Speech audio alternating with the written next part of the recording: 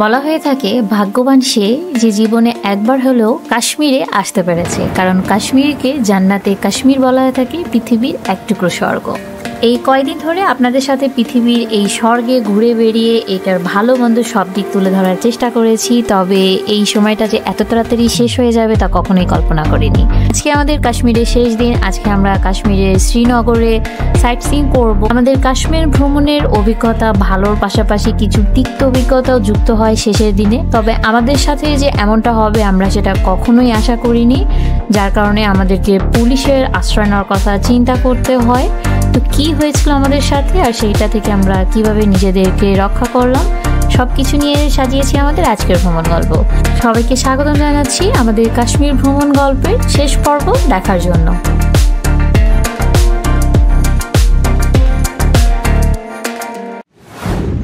Good morning, কি অবস্থা সবার? শ্রীনগর থেকে সবাইকে জানাচ্ছি শুভ সকাল। তো আজকে আমরা শ্রীনগরে আছি। আজকে আমাদের লাস্ট ডে, আগামীকাল আমরা চলে যাব। তো সেই জন্য আজকে আমরা শ্রীনগরটা এক্সপ্লোর করব, যে শ্রীনগরে কি আছে না আছে। আশেপাশে কিছু গার্ডেন রয়েছে, সেগুলোতে যাব এবং টুকিটাকি কিছু শপিং। তো যাই হোক, এখন আর দেরি করবো না, চলেন তাড়াতাড়ি এখন আমরা আমাদের জার্নিটা স্টার্ট করি। চলেন তাহলে দেখা যাক কোথায় কোথায় ঘুরে যাই। চলো। এই হচ্ছে ডাল লেক, অনেক সানি একটা ওয়েদার। আমরা এখন কুকুর খুঁজতেছি, ওকে খাইতে দিব, সেই জন্য। আমার পাশে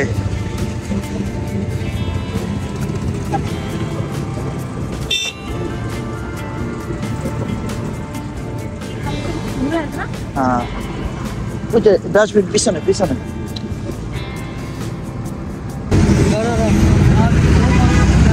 এই হচ্ছে আজকে ডাল লেকের অবস্থা। আ যাও কালু, আ যাও কালু। তো এই হচ্ছে ডাল লেক। আজকে ডাল লেকটা অনেক সুন্দর লাগতেছে, কারণ আজকে একটা সানি ওয়েদার। আর একটু আমি দেখাই যে চারপাশটা কতটা সুন্দর। এই যে ওইদিকে যেগুলো আছে ওগুলো সবই হাউস বোট, আর ওই যে দূরে কত সুন্দর পাহাড় দেখা যাচ্ছে। এখন আমরা শিকারা রাইড দিব। ওই দিন আমরা শিকারা রাইড দিয়েছি, ওই দিনে যে স্নোফল হচ্ছিল, প্রচুর শীত ছিল। তো আজকে যেহেতু সানি ওয়েদার, তো এই জন্য আজকে আরো একবার শিকারা রাইড দিব।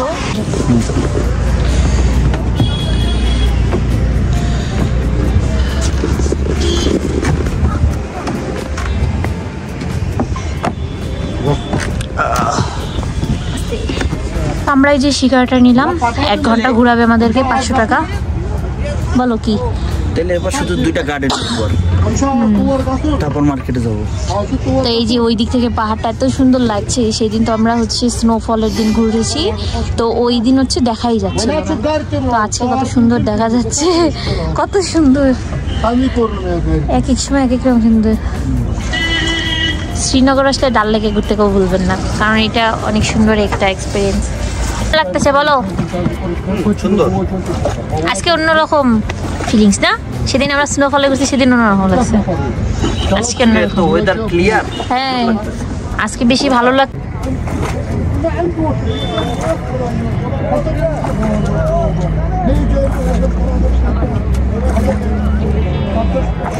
শিকারায় ঘুরতে অনেক বেশি ভালো লাগতেছে, কারণ আজকে খুবই সানি একটা ওয়েদার।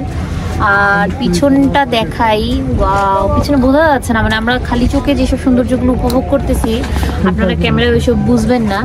তো ওই যে পিছনে দেখা যাচ্ছে পাহাড়।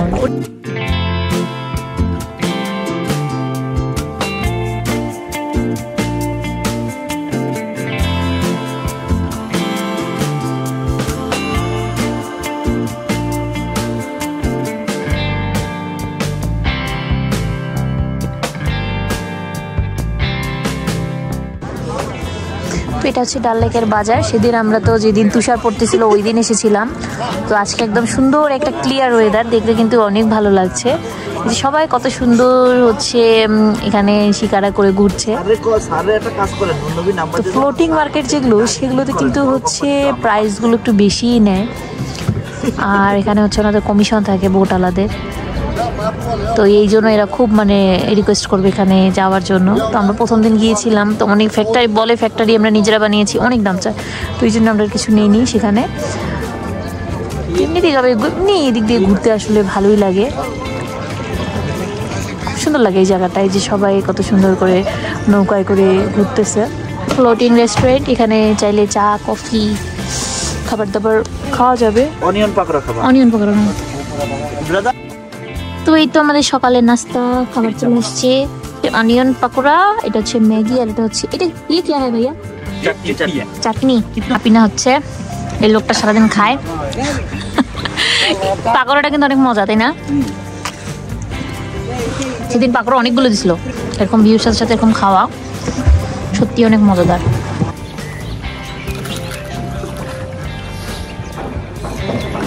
পাকোড়া খেতে সেই মজা। এদিকে মার্কেট,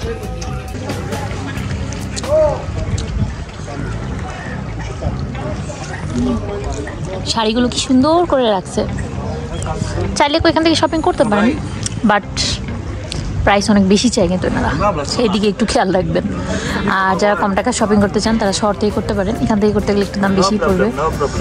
আর যেখানেই যাবেন সবাই বলবে ওনাদের হাতে বানানো, নিজস্ব কারখানায় বানানো।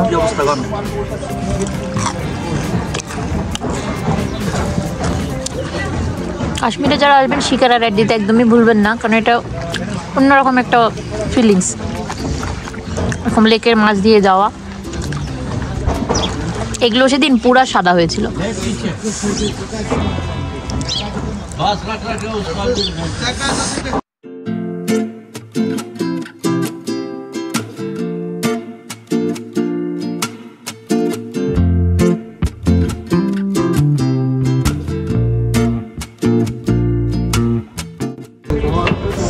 এই হচ্ছে শিকারা, এখন আমরা নামলাম।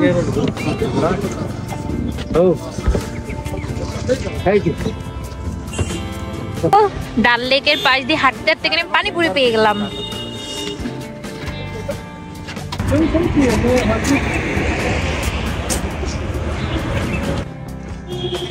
আমরা হচ্ছে এখন ডাল লেকে হাঁটতেছি, ভালোই লাগতেছে, মানে আজকে অনেক সানি ওয়েদার। আর আমরা হাঁটতে হাঁটতে কত যাওয়া যায়, আমরা এখন নেক্সট ডেস্টিনেশন হচ্ছে আমাদের মুঘল গার্ডেন। হ্যাঁ, পরিমহল, মুঘল গার্ডেন পরিমহল। তো ওখানে যাব, তো তার আগে একটু হাঁটলাম যে এই লেকটা কত সুন্দর আশেপাশে। এতক্ষণ আমরা এদিকে শিকারা রাইড দিলাম, আর এখন হচ্ছে আমরা সামনে গিয়ে অটো নিব।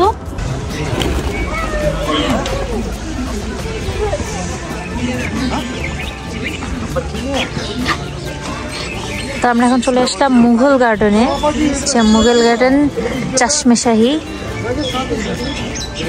তো এখানে এখন টিকিট কাটতে হবে,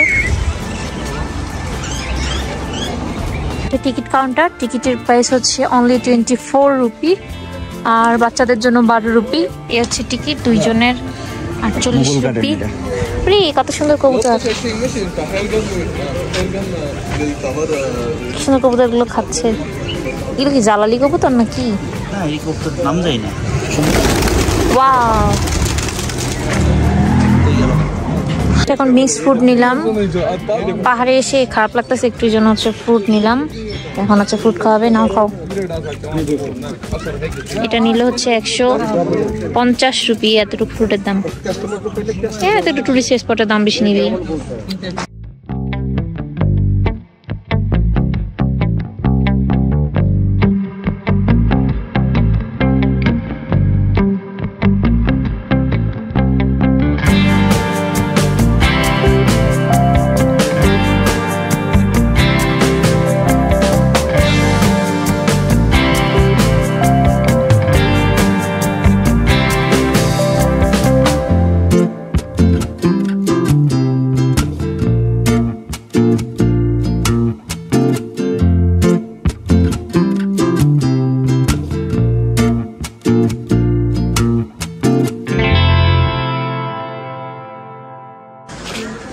যেখান থেকে আসতেছে মিঠা পানি।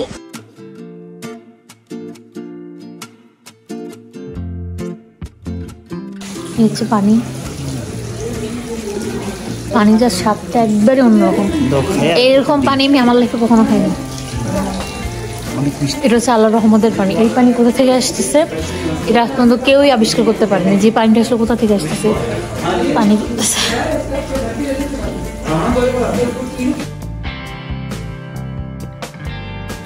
এরপর আমরা চলে আসি পরিমহলে। পরিমহলটা আরও উপরের দিকে। এই যে মোগল গার্ডেন আর পরিমহল, এগুলো কিন্তু হচ্ছে ডাল লেক থেকে আরও উপরের দিক, মানে পাহাড়ের উপরে এগুলো। এখানে আসলে পাহাড়গুলো, উপরের যে পাহাড়গুলো অনেক কাছে মনে হয়। আর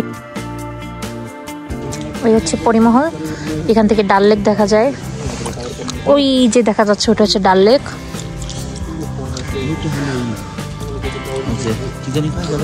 মোগল গার্ডেন।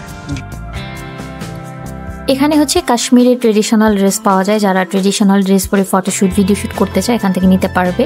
এখানে রেন্ট চার্জ ছিল পার পারসন ড্রেস হচ্ছে 200 রুপি করে, ছবি তুলে দেবে একটা। তো আমরা বললাম আমরা ছবি তুলব না, 100 রুপি করে রাখবে কিনা, কারণ অন্যান্য ট্যুরিস্ট স্পটগুলোতে কিন্তু 100 রুপি করেই রাখে। তো পরবর্তীতে উনি আবার রাজি হয়ে যায়। আমরা দুজন হচ্ছে দুটা নেই, সেটা হচ্ছে 200 রুপি করে। সুন্দর এই স্থাপত্যের নাম পরিমহল। এই পরিমহলটি নির্মাণ করেছিলেন মুঘল সম্রাট শাহজাহানের বড় ছেলে শাহজাদা দারিশকো। ক্ষমতার প্রতি লোভ ছিল না তার, তাই দিল্লির থেকে একটু দূরেই তিনি থাকতে পছন্দ করতেন। 1640 থেকে 1645 এবং 1654-তে তিনি এখানে এসে বেশ কিছুটা সময় কাটিয়ে গিয়েছিলেন। এই প্রাসাদে তিনি তৈরি করেছিলেন নিজস্ব গ্রন্থাগার। পরিমহলের বিশেষত্ব এখান থেকে ডাল লেক এবং সমগ্র শ্রীনগর শহর দেখা যায়। এই দৃশ্য আপনাকে মুগ্ধ করবেই। জনপ্রতি 24 টাকা, 20 টাকা এবং 4 টাকা জিএসটি নিয়ে টিকিট কেটে পরিমহলে প্রবেশ করতে হয়। পরিমহল ঘোরা শেষ করে এখন আমরা চলে আসলাম শ্রীনগর শহরে। এটা হচ্ছে লাল চক। এখানে হচ্ছে আমরা কিছু টুকিটাকি কেনাকাটা করব এবং হচ্ছে খাওয়া দাওয়া করব। ये जो है फ्राइड आता है, इसको तबाक मांस बोलते हैं। ये जो है ये इसके साथ मेथी आती है, कीमा टाइप का होता है। और ये जो इसको कबाब कहते हैं। ये रिश्ता है जो वाइट ग्रेवी वाइट बॉल को, और इसको रोगन जोश कहते हैं। ये विद बोन होता है, ये बाकी बोनलेस होता है। इसको गोश्ताबा कहते हैं। एक कर्ड से बनता है। और ये प्लेयर राइस आता है। Thank you. তো এই হচ্ছে আমাদের কাশ্মীরি খাবার চলে এসেছে। এটা কাশ্মীরের ট্রেডিশনাল খাবার ওয়াজওয়া। তো আমরা যেহেতু আজকে লাস্ট ডে কাশ্মীরে, তো এই জন্য আজকে এটা অর্ডার করলাম। তো আপনারা তো ভিডিওতে শুনলেনই, উনি তো বলে দিল কোনটা কি। তো এখন আমরা খাওয়া স্টার্ট করব। আচ্ছা আমরা খাওয়া স্টার্ট, টমেটো জানি কি বলো, কি জানি কি কদি একটা নাম। এটা হচ্ছে ফ্রাই মাটন, যেটা খেতে খুব মজা। আর প্রত্যেকটা খাবারই অনেক টেস্টি আর দামটা অনেক রিজনেবল। এগুলো সবগুলো খাবারের দাম কত নিয়েছে জানেন? মাত্র 750 রুপি, বাংলাদেশে 1000 টাকা। মানে একটা প্লেট অর্ডার করলে 2 জন অনায়াসে খাওয়া যায়। এখনো কতগুলো রাইস আছে আমাদের। টাটা টাটা টাটা দেয়, সুন্দর করে টাটা দাও। Tata tata tata. তো আমরা হচ্ছে এই হোটেলটাতে খাওয়া দাওয়া করলাম। এটার নাম হচ্ছে মাম্মি প্লেস রেস্টুরেন্ট। এটা হচ্ছে ঠিক লাল চকের ওই যে ঘন্টাটা আছে এপাশে এসে হচ্ছে এই যে বাটার দোকানটার অপোজিট পাশেই হচ্ছে এই যে এই দোকানটা মাম্মি প্লিজ রেস্টুরেন্ট। এই দোকানের খাবার দাবার ভালো ছিল, তাদের বিহেভিয়ারও ভালো এবং রিজনেবল প্রাইস, সব কিছু মিলিয়ে। তো কাশ্মীরে যারা এসে কাশ্মীর ট্রেডিশনাল খাবার খেতে চায়, মনে করি তারা এখানে এসে চাইলে খেতে পারে। এই যে বাটা, এই বাটার অপোজিট ওই পাশে মাম্মি প্লিজ। শুভ সকাল সবাইকে। আমরা কাশ্মীর থেকে চলে যাচ্ছি, আমাদের দিল্লিতে ট্রানজিট রয়েছে। তো এখন আমরা এয়ারপোর্ট যাওয়ার উদ্দেশ্যে রওনা দিয়ে দিলাম। যেতে যেতে এখন আপনাদের সাথে কিছু দুঃখের কথা শেয়ার করি।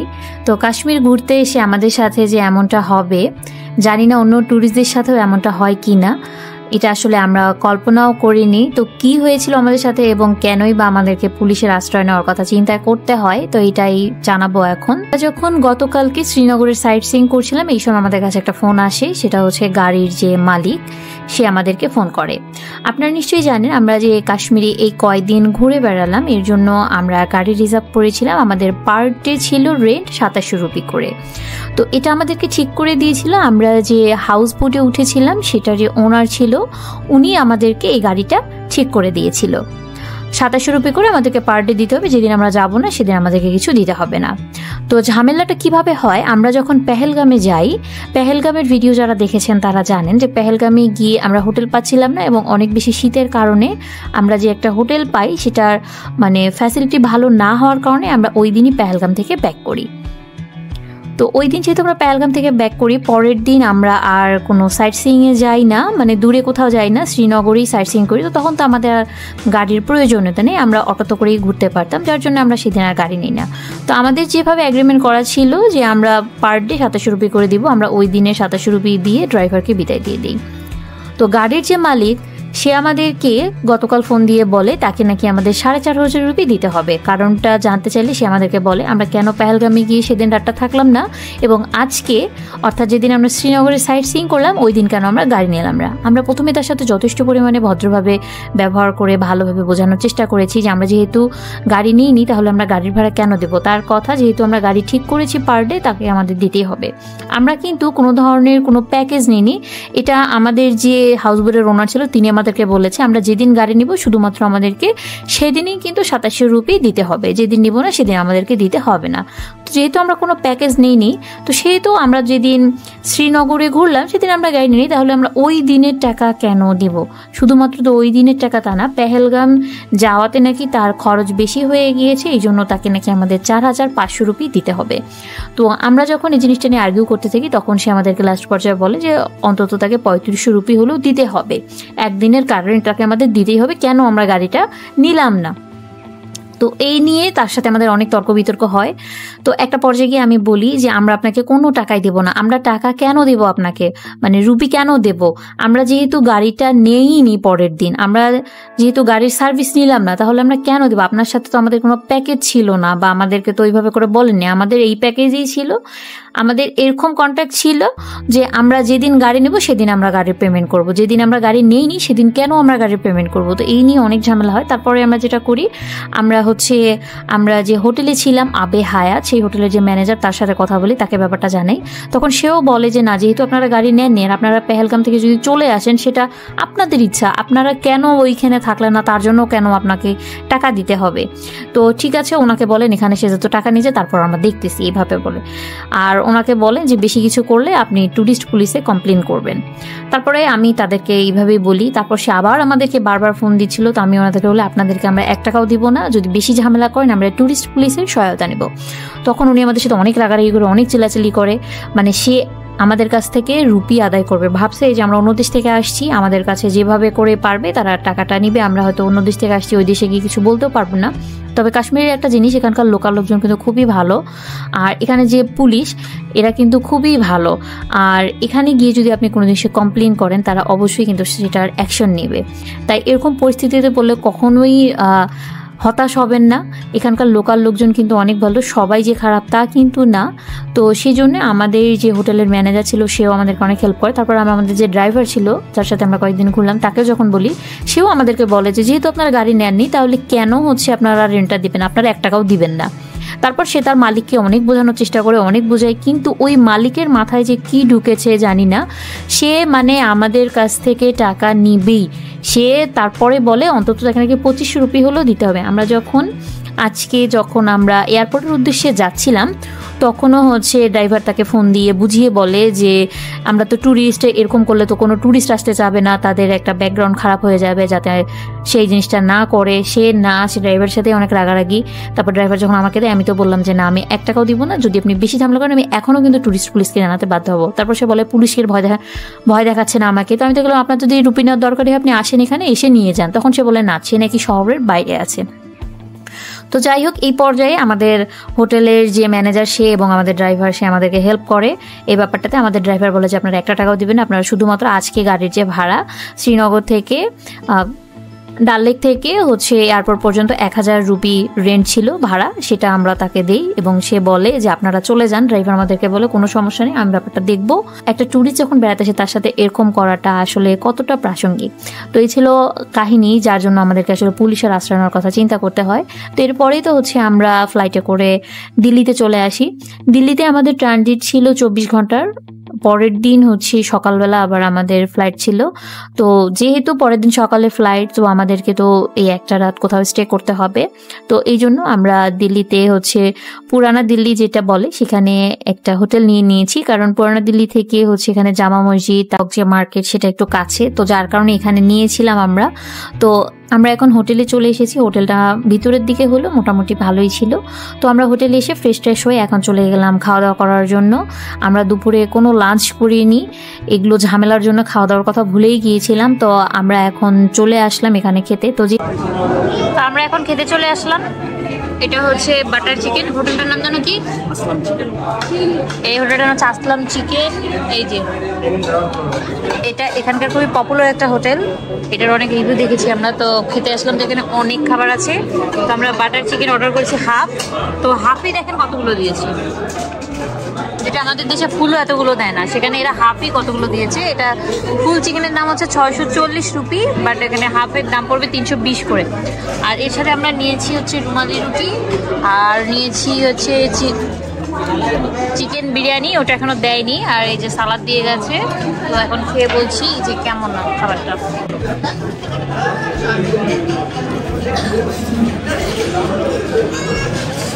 যে চিকেন মজা আছে, একটু টক লাগতেছে। টকের পরে বাটার দাও। তো এই তো এখন আমাদের চিকেন বিরিয়ানিটা দিয়ে গেল। এটা হচ্ছে এখানকার চিকেন বিরিয়ানি, এটাও হাফ নিয়েছি আমরা, কারণ ফুল দুইজনে খাওয়া শেষ করা সম্ভব না। তো এই জন্য আমরা হাফ নিয়েছি এখানে। এটা হচ্ছে সেই বিরিয়ানি। আমরা এখন দিল্লির বিখ্যাত খাবার খাচ্ছি। এটা হচ্ছে রাবড়ি, এটা হচ্ছে শাহী টুকরা, এটা হচ্ছে মালাই মিষ্টি যেটা, এটা হচ্ছে মালাই কুলফি। না টেস্ট করো, বলো কেমন। না দেখি কেমন খাও। মজা আছে। এটা কি শাহী টুকরা? শাহী টুকরা এরকম না? সেমাইয়ের মতো লাগে। 50 টাকা প্লেট। কেসার শাহী টুকরা 60 টাকা, আইসক্রিম 40, রাবড়ি 50, মালাই ক্ষীর 40, কেসার বাদাম মিল্ক। তো এটা হচ্ছে দিল্লির পরের দিনের সকাল। তো আজকে হচ্ছে আমাদের ফ্লাইট রয়েছে দিল্লি থেকে ঢাকার উদ্দেশ্যে। আমাদের ফ্লাইট 12টার সময়। তো এই জন্য আমরা সকালে বেরিয়ে গেলাম। পুরান দিল্লি থেকে নতুন দিল্লি দূরত্ব অনেকটা দূরে, সেই জন্য আগে ভাগেই বের হয়ে গেলাম। তবে এয়ারপোর্টে এসেও আমাদের একটা ঝামেলা হয়। কি ঝামেলা হয় সেটা হচ্ছে, আমাদের যে কাঁধের ব্যাগ ছিল সেটাতে হচ্ছে আমি কিছু কসমেটিক্স নিয়েছিলাম। কসমেটিক্স বলতে শ্যাম্পু নিয়েছিলাম আর লোশন নিয়েছিলাম 2-3টা। যেহেতু আমাদের লাগেজটা হচ্ছে শ্রীনগরেই বুকিং দেওয়া হয়েছিল এবং এটা আমরা দিল্লিতে পাইনি লাগেজটা, একদম ঢাকা গিয়ে লাগেজটা পাবো, যার কারণে আমাদের কাঁধের ব্যাগেই নিতে হয়। আর আমরা আস্তে আস্তে লেট হয়ে যাওয়ার কারণে বুকিং কাউন্টার বন্ধ হয়ে গিয়েছে, আমরা আমাদের কাঁধের ব্যাগটা দিতে পারিনি।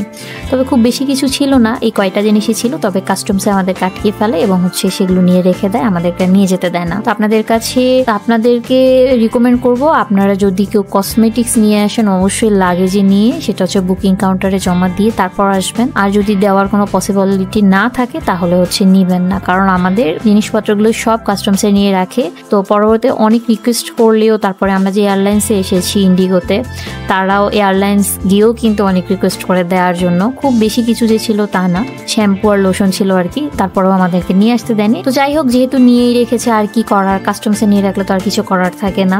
তো এর আগে কিন্তু আমি কলকাতা থেকে অনেক কিছুই নিয়ে এসেছি কাঁধের ব্যাগে করে, তখন কিন্তু কিচ্ছু বলেনি। তবে আজকে দিল্লিতে এমন করবে এটা যদি জানতাম তাহলে তো আমি শপিংই করতাম না। তো ভাগ্য ভালো যে বেশি কিছু শপিং করিনি, কারণ হচ্ছে সময় ছিল না হাতে, সেই জন্য। তো যাই হোক, আল্লাহ যা করে ভালোর জন্যই করে। তো এরপর আমরা ফ্লাইটে করে এই তো রওনা হয়ে গেলাম বাংলাদেশের উদ্দেশ্যে। তো সর্বোপরি এখন এটাই বলতে চাই, কাশ্মীরের ট্যুরটা আমাদের জন্য অ্যামেজিং একটা ট্যুর ছিল। এত সুন্দর জায়গা আমার লাইফে আমি কখনো দেখিনি। মানুষ যে বলে জান্নাতে কাশ্মীর, আসলেই জান্নাতে কাশ্মীর, এত সুন্দর একটা জায়গা মহান আল্লাহ তাআলা পৃথিবীতেই সৃষ্টি করে রাখছেন। তো এটা জীবনে একবার হলেও দেখতে যাওয়া উচিত সবার। তো কাশ্মীর ট্যুরে আমাদের খুবই ভালো লেগেছে। আরেকটাবার কাশ্মীরে যেতে চাই, কিন্তু যে টুরিস্ট প্লেসগুলো রয়েছে এখানে যে পরিমাণে স্ক্যাম করে, এগুলো যদি যদি না করতো তাহলে ট্যুরটা আমাদের আরো ভালো হতো। আর যে ধরনের ঝামেলাগুলো পড়েছি এগুলো যদি না হতো তাহলে ট্যুরটা হয়তো আমাদের আরো সুন্দর হতে পারত। তো যাই হোক, এটা একটা ডিফারেন্ট অভিজ্ঞতা, সব জায়গাতেই ভালো মন্দ মিলেই রয়েছে। তবে বারবারই একটা কথা বলি, কাশ্মীরের লোকাল লোকজন কিন্তু খুবই ভালো, তারা খুবই আন্তরিক, খুবই অতিথি পরায়ণ, তাদের ব্যবহার খুবই ভালো লেগেছে আমাদের কাছে এবং আমরা কাশ্মীর ট্যুরটা অনেক এনজয় করেছি। তো এই ছিল আজকের ব্লগ, আশা করবো সবার কাছেই ভালো লেগেছে। দেখা হবে নেক্সট ব্লগে, নেক্সট কোনো ভ্রমণ গল্পে। সে পর্যন্ত সবাই খুব ভালো থাকবেন। আল্লাহ হাফেজ।